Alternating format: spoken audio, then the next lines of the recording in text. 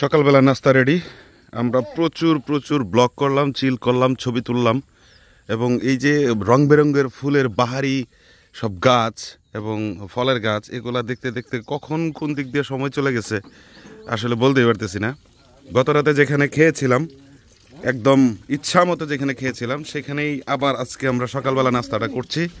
তো সকালবেলা নাস্তায় আজকে আমাদের থাকছে হচ্ছে ও মাই গড গরম গরম খিচুড়ি, একদম ভাপ ওঠা খিচুড়ি, সেই সাথে ডিম ভুনা এবং এটা কি ভাইজান?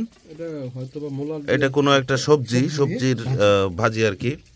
আর পাহাড়ি এই যে কাঁচামরিচ লবণ, হ্যাঁ একদম পাহাড়ি লবণ। এই যে সবুজ ভাই বসে গেছে খাইতে খিচুড়ি থেকে।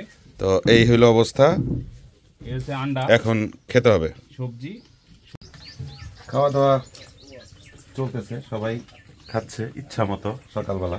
কালকে রাতেও কোপ হয়েছে, এখনো কোপ হবে। তো এই যে দেখছেন ডিম এবং ভাজি। সবজিটা কিসের? এটা আলু আর পেঁপে। ও আলু আর পেঁপের সবজি খাচ্ছি এখন। তো টেস্ট করে দেখি কেমন হয়েছে গরম গরম খিচুড়ি সকালবেলা। বিসমিল্লাহির রহমানির রহিম। প্রথম কথা হচ্ছে আমরা কিন্তু ফ্লুট ব্লগার এখানে কেউই না, আমরা টেস্ট করবেন মানে কি ফ্লুট ব্লগার দারুণ দারুণ দারুণ। 10-11 লাখ টাকা ইনকাম করতে না। পাহাড়ি রান্নাগুলা সত্যি আসলে অসাধারণ। আর খিচুড়িটার জবাব নাই মানে এখানে খাবার দাবারের টেস্ট গুলো এত সুন্দর। আর একজনের কাঁচামরিচ 2টা লয়ে লইছে, চিন্তা করেন আমার ভাগেরটা কম পড়ছে। তো